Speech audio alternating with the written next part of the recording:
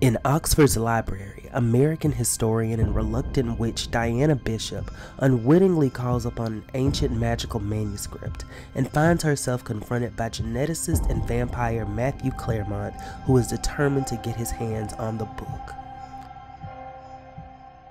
What's going on, y'all? First and foremost, I want to thank you for tuning in for my new podcast. I want to thank you for taking the time to listen to me. I want to thank you for sitting down and just having a discussion about the things that I'm watching. So, October's here. And I wanted to watch something that was magical, but I didn't want to do like Charmed, right? Because my friends and we already have a Charmed podcast.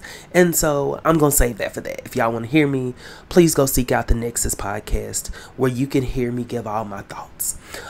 So what I wanted to do personally was watch something that was magic themed, but I wanted to see something I've never seen before because I wanted to experience something new. And I almost watched Interview with a Vampire, but I decided not to. I decided that was something I'm sure it's a good show, but I just don't feel like that's one that's for me. And so I just decided to go ahead and watch A Discovery of Witches because I had heard about it before, but I didn't know what it was. I think I read a description once, but I didn't have AMC, and I didn't have the money to pay for AMC Plus, and so I didn't watch it. I think I had watched a clip or something like that, but it finally is on Max. It used to be HBO Max, but now it's Max. And so it's on there. It's part of like whatever they're doing. They're giving you some shows from AMC. And I just decided to go ahead and give it a shot. So I went ahead and watched episode 1. First and foremost, that description alone from episode 1 made me highly invested. Like as soon as I read that description, I was like, yep, this is for me. This is mine. I'm doing this. This is because it was just such a good description. It made me want to see what was going on.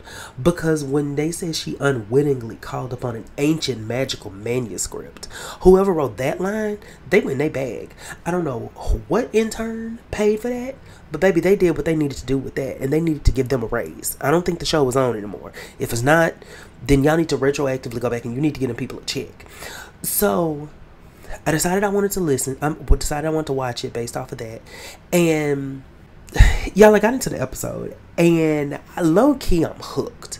So what I'm doing right now is I am recording this like immediately almost after I watched it for a couple of reasons. Number one, I still wanted to be fresh in my mind. But then number two, I really wanted to seem like we're watching it together. Even though, y'all probably not gonna hear this for a couple of weeks. That's not the point. The point is, I want us to be able to talk about this together. Okay, so let's go ahead and get into the episode. Because, y'all, listen. I'm gonna tell y'all right now, up front, I am not good at remembering people's names. Y'all are probably gonna be listening to me like, this person's name is such and such. And that's fine, because I'm not gonna remember. Two of the main characters' names were in the description that I read, and I already cannot remember one of them.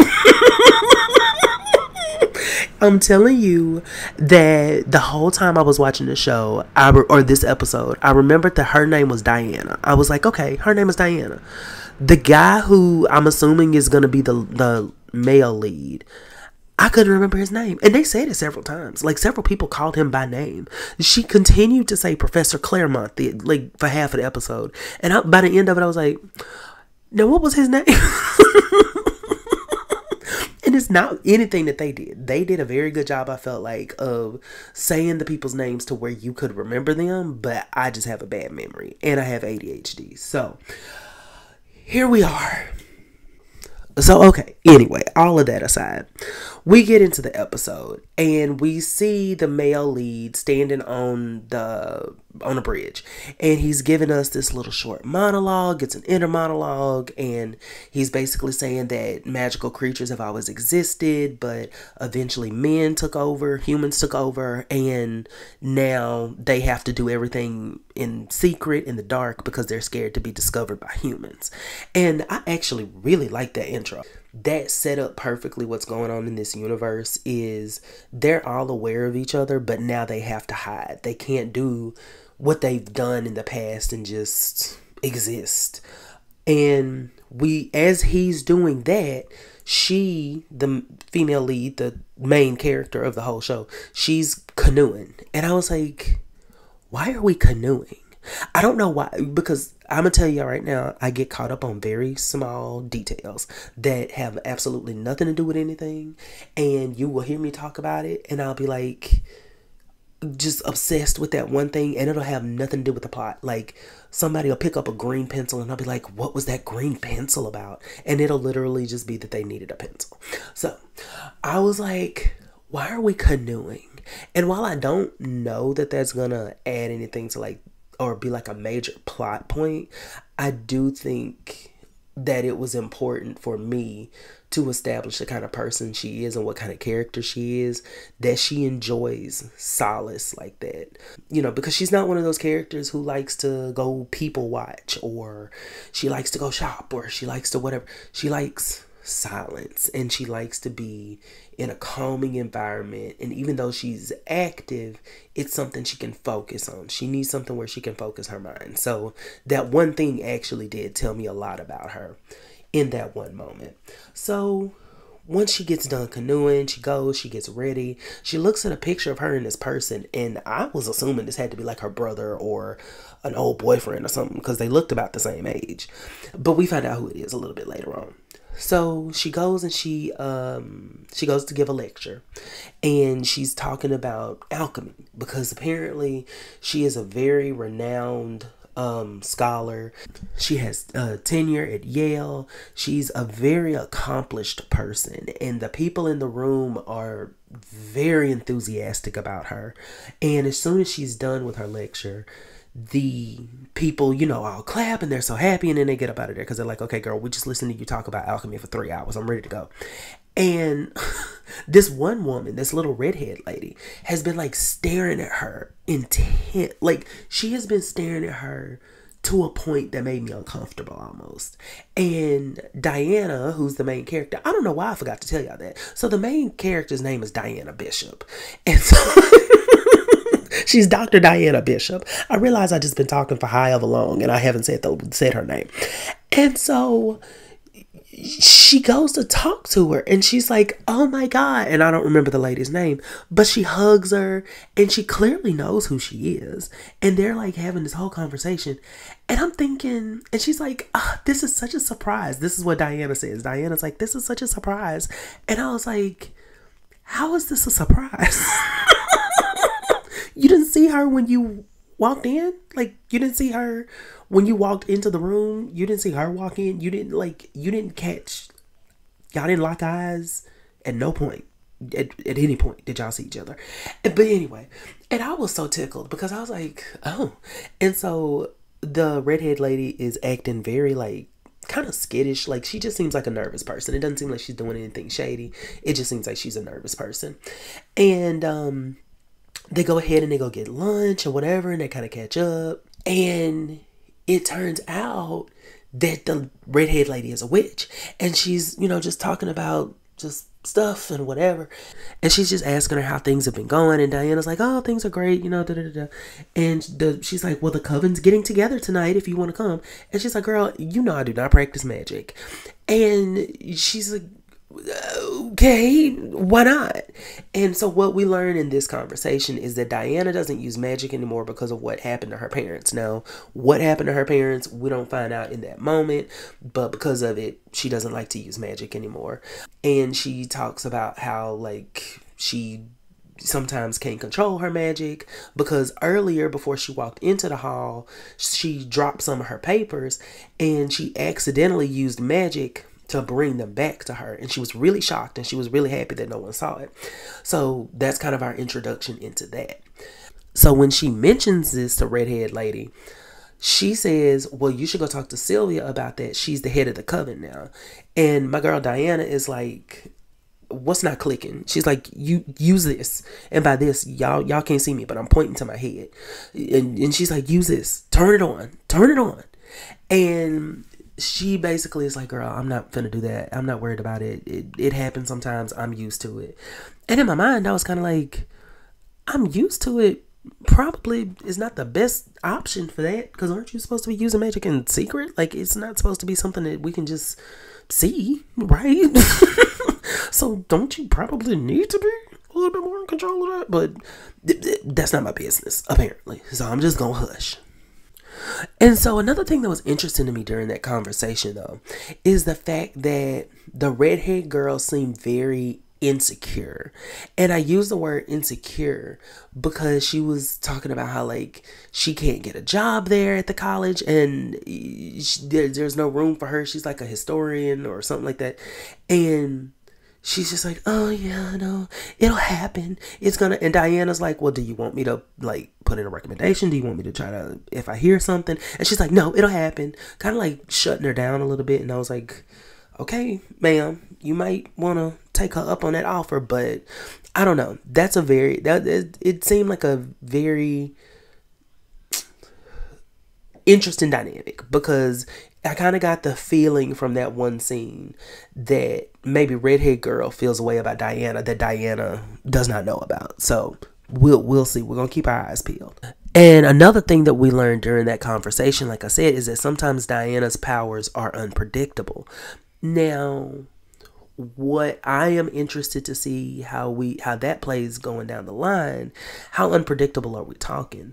Because even though that was a small moment where she made the papers come back to her, are we talking about big stuff happen accidentally? Like, what's the scope of what can happen? And I'm also interested to learn more about their magic system, because every magic system I've seen kind of has its own little thing, and so they seem like they're capable of a lot just from that little moment. So I'm very interested to see where we go from here as far as their magic goes. So then we cut to a little short snippet where the man who was on the bridge earlier is now, I think it looked like he was in a chapel praying, but I can't be 100% certain about that. But he had some little rosary beads. So he was praying, and it seemed like that's something I probably am going to keep in the back of my head, because that didn't really seem like that was something that was just like a throwaway thing. That seemed like that probably going to be more impactful down the line. So tick a lock. A little bit later on, we cut to Diana, and she's in the library, and she's doing some research. So she's going to get some books, whatnot. She gave this guy, Sean, he was really cute, by the way, gave Sean a list of books, and these were the ones that she needed. And so he sends them down to the librarian lady who's down there, and she goes to get them, but she notices that one of them is missing, Ashmore 782. So 782 is missing. And she's like, oh, well, because when she goes to get the other two books, she puts a piece of paper down, I guess, to let them know that the book is gone, or remind herself that the book is gone. So that makes sense that, she was like, well, I wonder why the paper's not there. I wonder who got it. So when she comes back through with the other books that the lady requested, 782 is just sitting there. And she's looking like, now I know I'm not crazy. I know that book was not right there. So what's going on? So she goes ahead, she gets the book, she puts the paper down, whatever, she sends them up. So when Diana opens 782, wind starts to go. And I was like, okay, where's the wind coming from? And then, like, the lights go out, and everyone's just kind of looking around, because, like, what's happening? And she opens a book, and they have like these little desk lamps, and the desk lamp, she puts it up to the page, and she realizes that there are words in the page where it looks like there's just a picture there. So as she's starting to kind of look at what the words are, she like touches it, and it starts to go into her hand. And I was like, what in the dark willow are we doing right now? And even she was creeped out. She was like, what is this? So she puts her hands on the page. The things start to come into her hand, and then they like cover her hand. So she puts her hands back on the book, and it just like shoots back in there.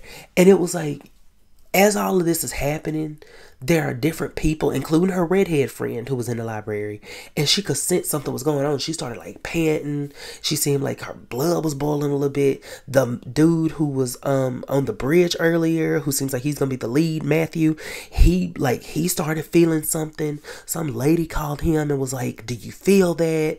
And so I don't know if he can hear thoughts or if I think he can hear thoughts though, because I wasn't clear on if he could hear them or if it was like a side effect of what was going on in the moment. But he seemed like he was in control of it, so I'm assuming that he can hear thoughts.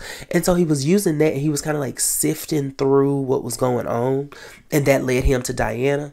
But she as all of this is happening, she's getting really freaked out, so she slams the book closed, and the lights come back on. So she goes to run out, and her friend comes after her, and she's like, "Diana, are you okay?" Now Diana is completely spaced out at this point, because as she was running out of the library, she bumped into a man and was like, Dad, is that you?" And it was old dude from the picture. And I was like, that man looked like he's like 15. Like, how is that? But I don't know, maybe it's just I didn't get a good enough look at him, because the man looked super young to me. But anyway, so at this point, Diana walks off, and she's completely disoriented. She don't know what's going on. She's just here. She's just in the world. And the dude that had the rosary beads is watching her. So he's got his eye on her at this point. So next, we cut to this other guy. I do not remember what his name is. Now, his name I absolutely do not remember.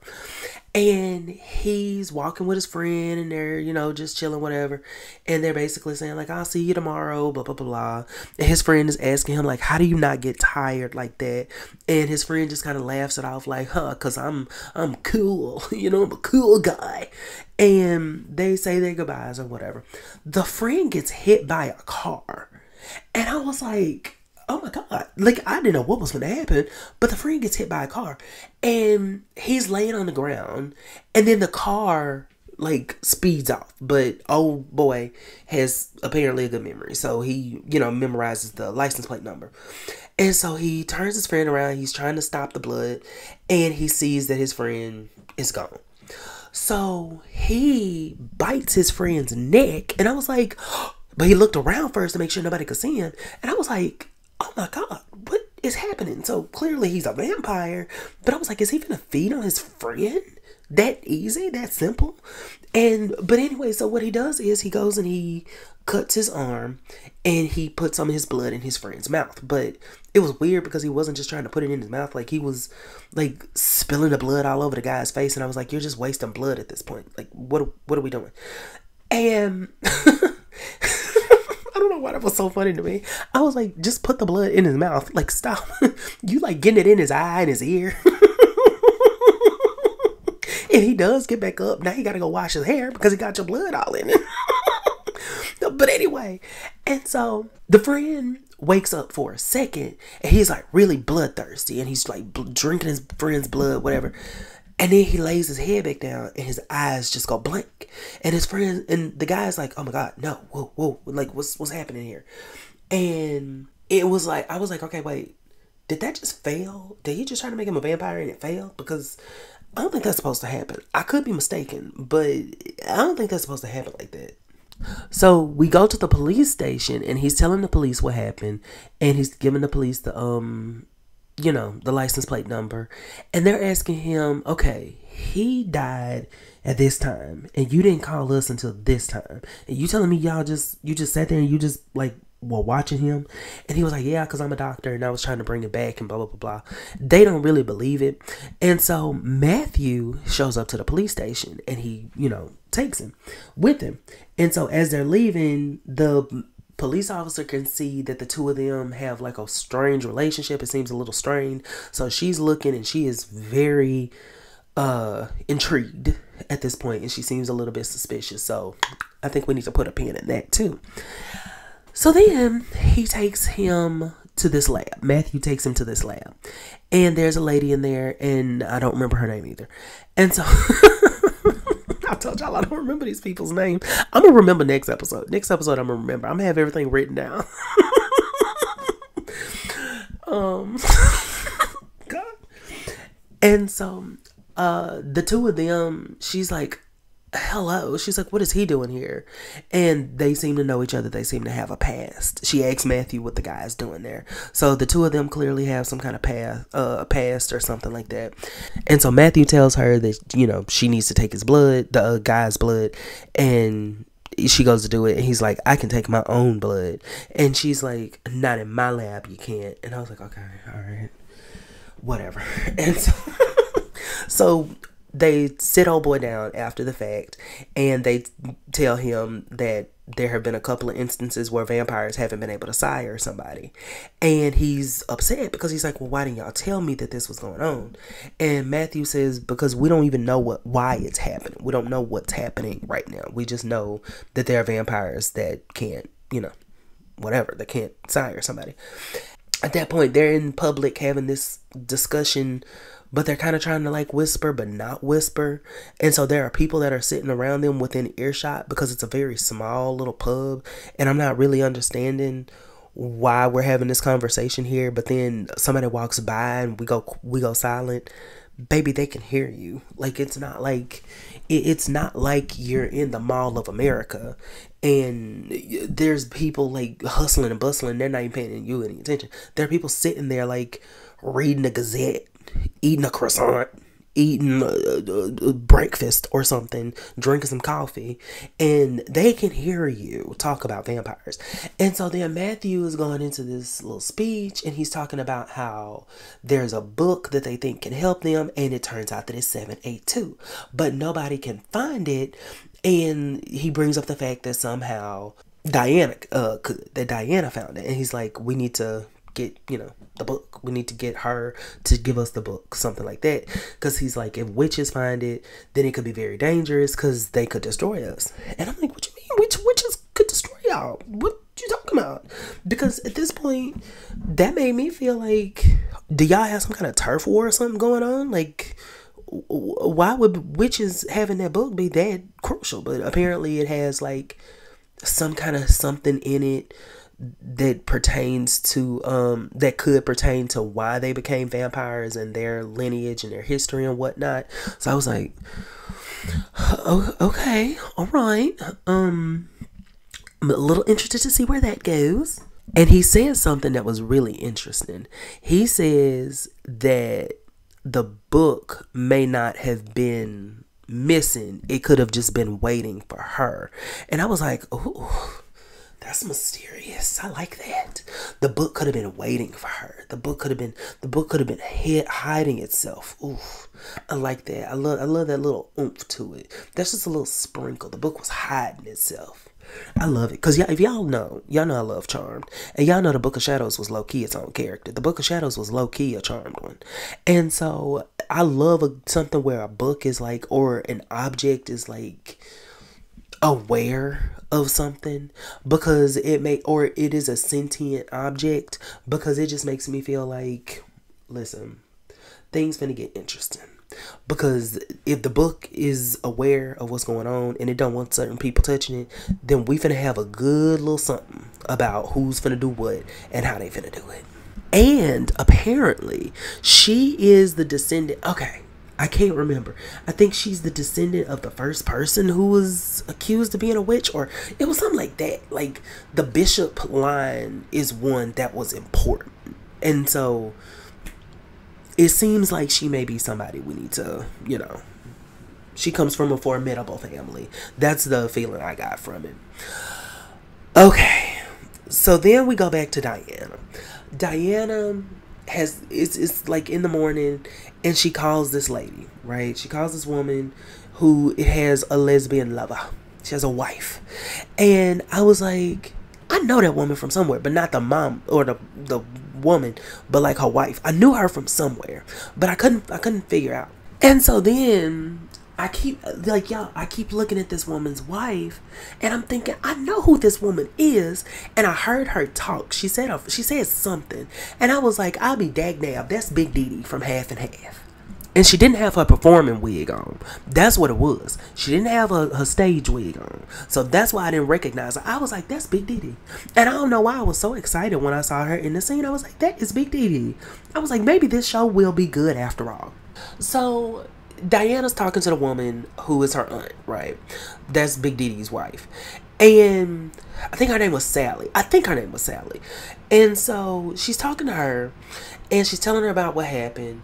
And this woman is going off. She's like, well, did you get the book? And Diana's like, no, I had to give it back.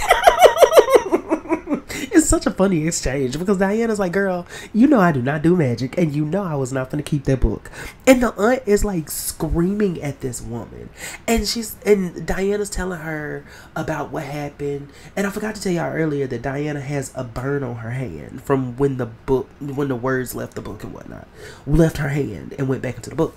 So she's telling her about all of this and then she's like, I think I saw my dad, whatever else.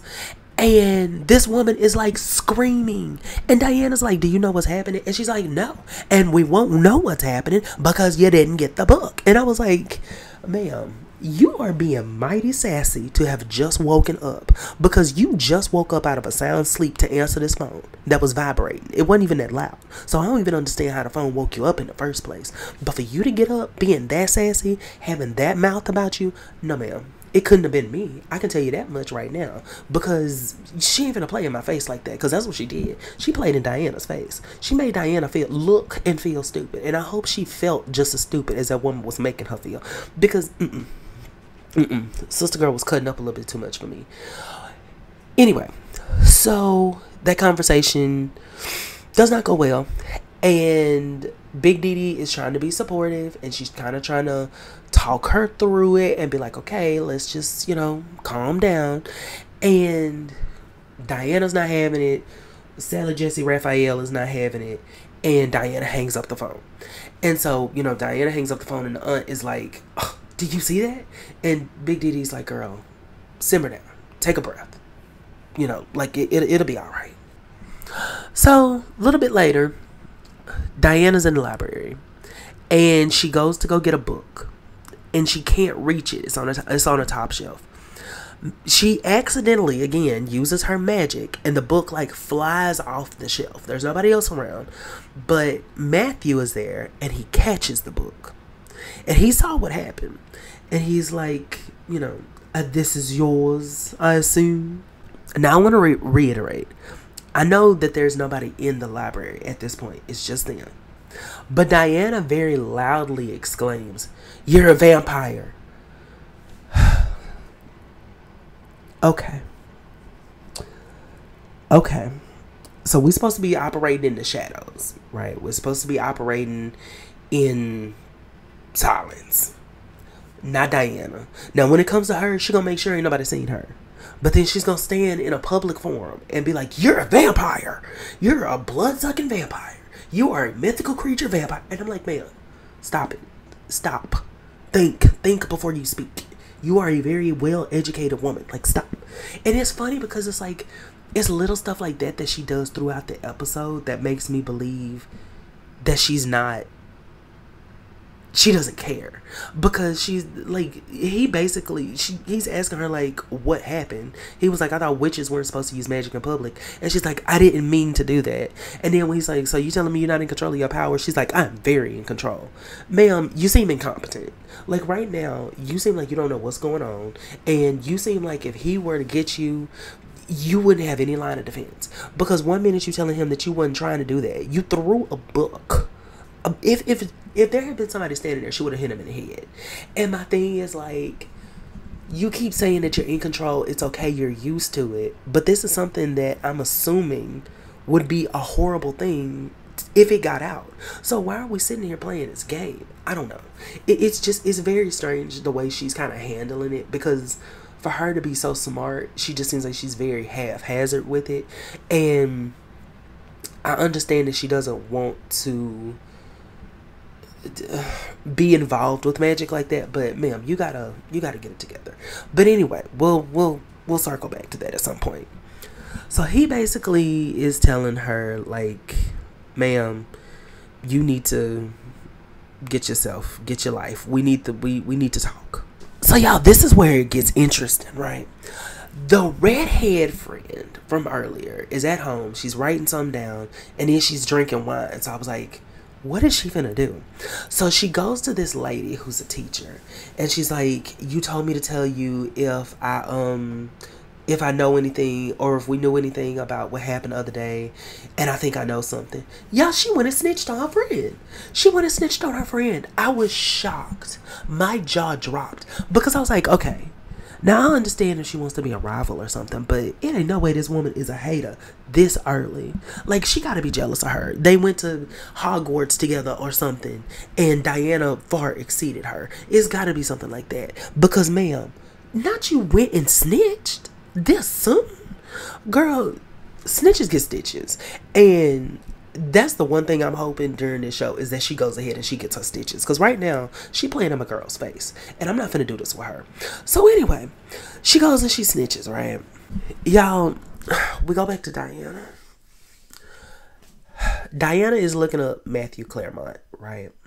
This man who is apparently a very well-educated man himself. He's a professor. He has all these accolades and whatever else. He's published work. Why is Diana, who is herself she has a doctorate, she is a well-educated, well-traveled, well-experienced woman, why is she looking him up on Wikipedia? I don't know.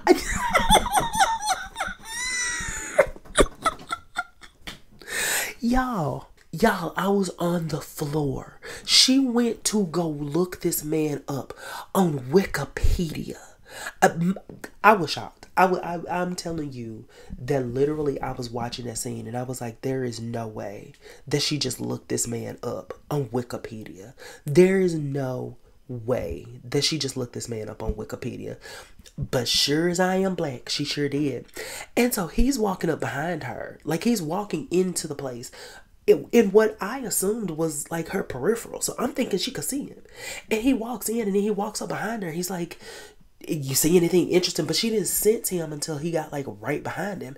And I was like, Diana, baby, we need to talk because you apparently have no sense of your surroundings. You looking people up on Wikipedia. You going canoeing in the mornings. I just need to understand your thought process because right now, turn it on. Turn it on. So anyway, he's basically telling her, like, girl, you need to tell me where that book is at. It's going to be a lot of people looking for it. It's going to be a lot of people coming for you if you, actually have the book and you ain't told nobody. And she's like, is that a threat? And he's like, no, it's a warning. He kind of got offended. He got a little offended that she was like, is that a threat? Because he was like, what would I be threatening you for? You can tell that he's kind of like, why would that even be a threat? I'm trying to tell you, like, people are probably going to be coming after you. And so she, she does her little thing and she's like, anyway, I think I can handle myself, but thanks anyway. And she gets up and she leaves. And I'm like, okay, anyway. So he's just sitting there and he's looking at her crazy. So later on, she goes back in the library and she sees him sitting there at a table and she decides to go sit, I guess, at the same table where he's at. And so they're like whispering back and forth and whatever. And he's telling her, your friends are here to watch you. Like, these people, he was like, there are multiple witches in this room and they're all here to watch you. And she sees her friend, whatever, her redhead friend who snitched on her that I want to fight. And she realizes, like, oh God. And so she gets up and she leaves and she goes with this guy named Sean. And Sean is one of the, I guess librarians. I guess he's a librarian there. Library clerk. I don't know what to call it. And so she's like, Sean, I need a beer or whatever. I don't even think she said that. I just know she called his name. I don't know what she said. It doesn't matter, but I don't remember what she said. Anyway, so her and Sean go get a beer. And it was the biggest. Now, mind you, Diana is not a large frame woman in the least bit. She's very tiny. And she has like the biggest glass of beer that you have ever seen in your life. I mean, like, truly, that glass of beer was so big that it looked like she was having trouble lifting it. And it was full. It wasn't like it was just like foam. It was like to the rim full of beer. And I was like, I don't think you should probably drink all of that because I don't think that you're going to be able to handle it. I don't know how much she drinks or how much she doesn't drink, but I just genuinely felt like if she drank all of that, Uber wasn't even going to be able to take her home because she was going to be sloshed. She was going to be slizzard. So they're talking, and I was kind of confused on what her and Sean's relationship was, because she, called him by name and said she wanted to go out. So I didn't know if they were friends or just what, but he's asking her questions. He's like, okay, so I know what you like to drink. I know what you like to read, but what about you? What about the person? And I'm like, are they on a date or are we friends? What's happening? So they're talking. And he's like, what about family? She says she's an only child. She was raised by her aunt and her wife, and then her parents are dead. And Sean asks the weirdest question. She says that her parents are dead, and he says, both of them? And I was like, what? Why would you, like, if someone says their parents are dead, my first reaction is not going to be both of them? I'm just like, even if I was confused if it was both of them, I'm not going to ask you that because that's weird. I just feel like that was such a strange moment of clarification to need, especially when she said parents. I don't know. And she tells us that they were on some research assignment, and they were somewhere, and the people thought that they, her parents were witches, and so they killed them. And I was like, oh my God, okay. And Sean, again, has a very weird kind of reaction. It wasn't weird. I just felt like it was out of place. It felt like, what are we doing? Because he's like, oh my God, I can't believe that people still think like that. We're in the 21st century. I can't believe people are so stupid and backwards and that they would think like that. Oh, sweet Jesus. We should just put them over some lava and boil them. And I'm like, I mean, he didn't say all of that, but he had that kind of reaction. Like, it was very strong. And then he apologized for it happening, for her parents being killed. But I was like, that was a strange, I don't think it means anything. Like, I don't think that, he's evil or anything like that. But I just don't understand sort of the, like, visceral reaction he had. I mean, it was like she punched him in the gut with that one. Like, he had experienced people that called him a witch or something like that. Like, it was the strangest thing for him to react the way he did. And then, of course, she gets in her head and she's like, yeah. And you can, like, hear Dawson's Creek playing. And I'm like, or was that Moody's Point? Wait a minute. Wait a minute. I think that I was just trying. Okay, wait. Because I think that I just sang Moody's Point from the Amanda Show and thought that was the Dawson's Creek theme song. I don't know. I don't know. But I think that was Moody's Point. Anyway. So then we cut to this other scene, and there's this man who's in this coat, and I've seen that man in something, but I don't know who he is. And he's walking with this man who's like, they look like they're kind of in the country or whatever, and this man's got on like some hunting stuff, and he's got a gun, and he's got his little hat, and they go out to this house that's in the middle of the woods, and the man is clearly there to get, whoever's there. And I was like, oh my God. And so he's like, no one's home, she's not here. And this woman pops up and is like, I'm always around, or whatever she said. And then she puts a circle of fire around him, and then the earth swallows him whole. And y'all, when I tell you that I was like, oh my God, this is my kind of carrying on. This is my kind of carrying on. Like, this is what I came here for. I don't know what this means. I don't know what kind of magic this is, but this is why I'm here. And the old dude is like, yeah, I found him in a bar, and I told him there was a witch who lived in the woods. These humans and their prejudices. And I kind of don't understand what the point of that was, but I do, because he tells her, like, you passed the test, whatever, now I can introduce you to the congregation, whatever. And I was like, okay, but what wasn't clear to me was whether that was the test. Like, he said that she's proven herself, but I don't know what that means. Like, I don't know if that was her proving herself, if this was like a trial and some other stuff that she's done to prove herself. That wasn't really clear. I don't know what the congregation is, but it's just episode 1, so I don't expect to know what that is. But I kind of wish we had more kind of a clear understanding of what that was, because it was just weird to me that he's like, yeah, I went to a bar and I just got this random person to come. You're telling, and then, okay, wait, let me stop, because I was going to say, you telling me that you just randomly talked to some man who was willing to go kill a woman in the woods, but I mean, yeah, of course he did. So anyway, fast forward a little bit, and that man and the woman that he got, they go see the redhead woman and the other lady and Sylvia, who's the head of the coven. Y'all, why he came up in there, Sylvia's like, oh my God, it's such an honor to have you here. And he's like, okay, girl, anyway. And so he goes to the redhead girl. I mean, like, he literally brushes Sylvia off just like that. And he's like, so tell me what happened.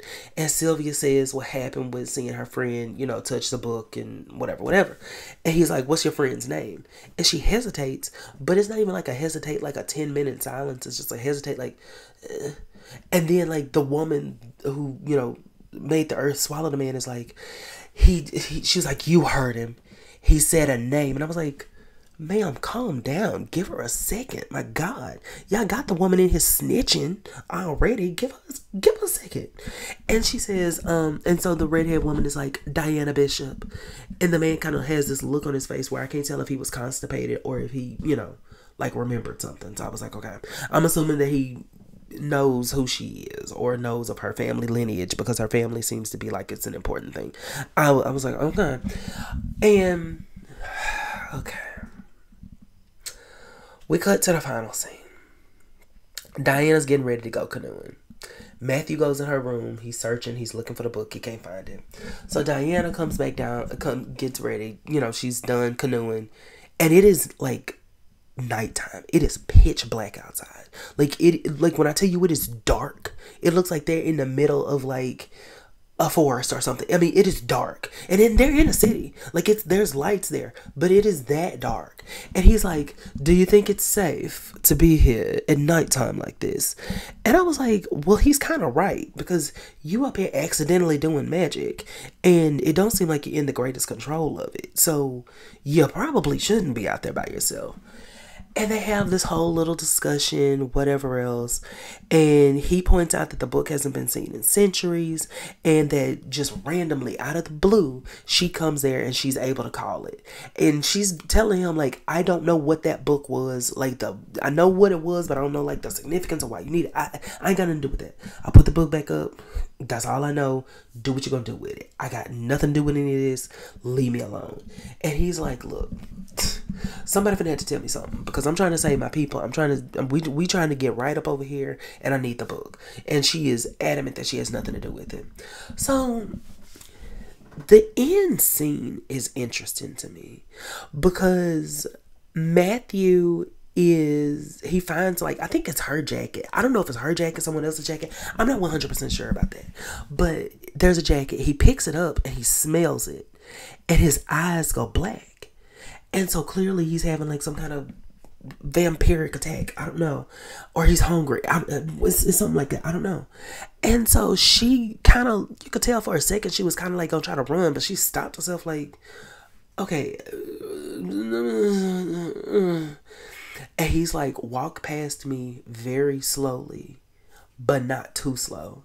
And not too fast. He's telling her go the perfect, amount of whatever. And Diana don't ask no questions. And I stand low key, because she did not ask no questions. She didn't say, what's going on? No, she started walking. And she got past him. And then I guess she could sense that he was gone or something. And she turned around. And bro man was gone. Y'all listen. I'm going to say this. As far as episodes go, I think this is a good introductory episode. I really do. I think this is a good introductory episode. I think it gave us enough background, because we also do find out at one point when the redhead lady is talking to Diana that vampires and witches don't like each other, which, I mean, I kind of gathered that anyway. So that's not like that was some great big deal. I think that the episode does a good job of introducing us to who the characters are. I really do. I feel like they introduce us to who the characters are.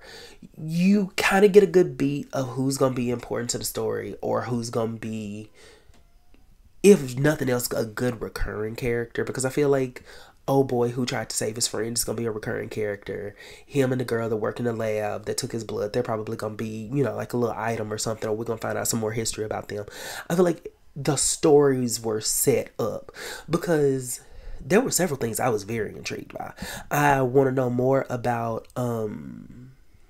Diana's relationship with her aunt, because that seems very strained, and I don't know if it's just because Diana isn't doing magic or if there's something else that happened. I'm interested to see more about that. I'm interested to learn more about Diana's parents. I'm interested to learn more about her dynamic with the redhead lady that I want to box, because ma'am, first episode, you don't need to be snitching like that.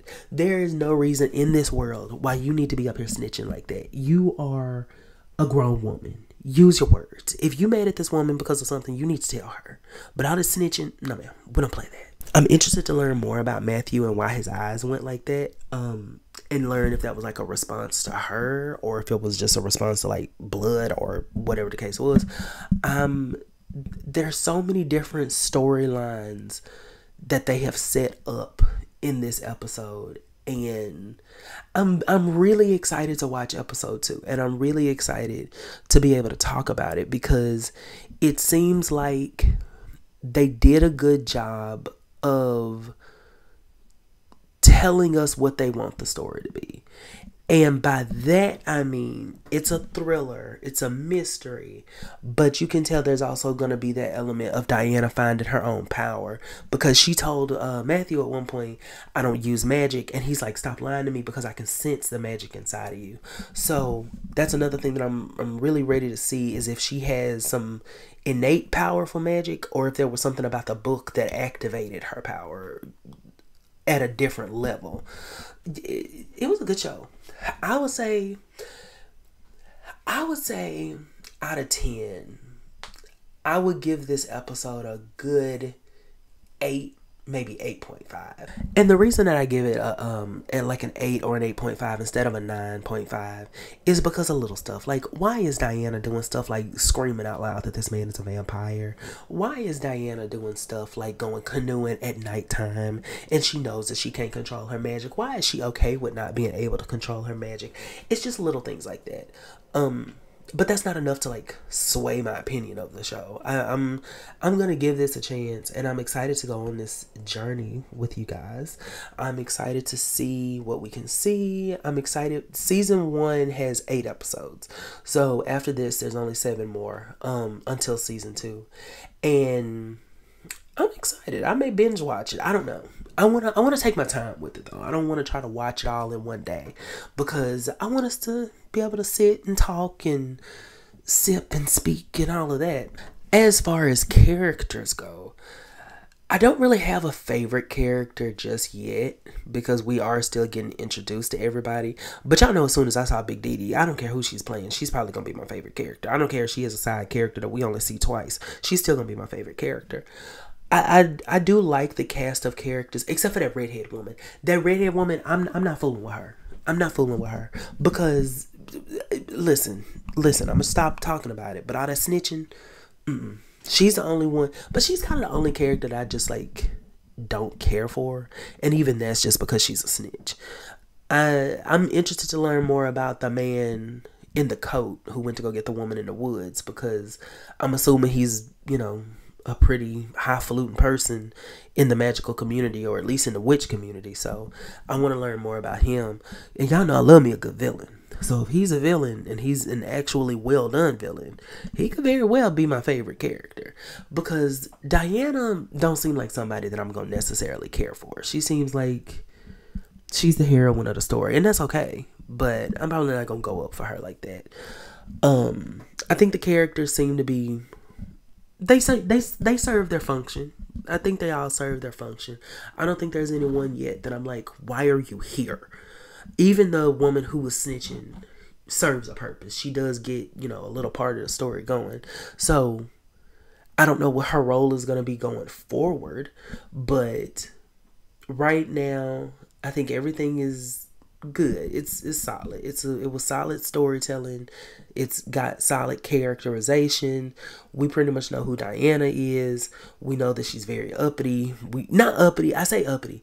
She seems very, stiff and rigid, and she likes to bury herself in the library. She likes to be somewhere where she can focus her mind, and that's typically somewhere where the books are. So it's going to be interesting to see her come into this power that I'm assuming she's going to come into the power that she's trying so hard to run away from. Well, y'all, that was my little review and discussion about episode 1, season 1 of A Discovery of Witches. I can't wait to see y'all again for episode 2 so we can see what our favorite characters are up to. Wait, we said we don't have favorite characters yet. So let me rephrase. So we can see what the characters are up to. So we can see what everybody has going on. My plan is to get these episodes out weekly. So be on the lookout. I will be posting on it. You can find me anywhere on social media at They Call Me Mr. G. They call me Mr_G on Twitter and TikTok. And then they call me Mr. G on Instagram.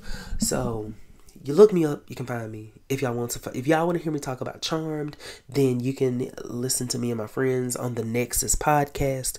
It's available everywhere. It's going to be available the same place that this podcast is going to be available. If you need any kind of redirection to that, please let me know, and I'll send you a link. I'll get you to a link, something like that.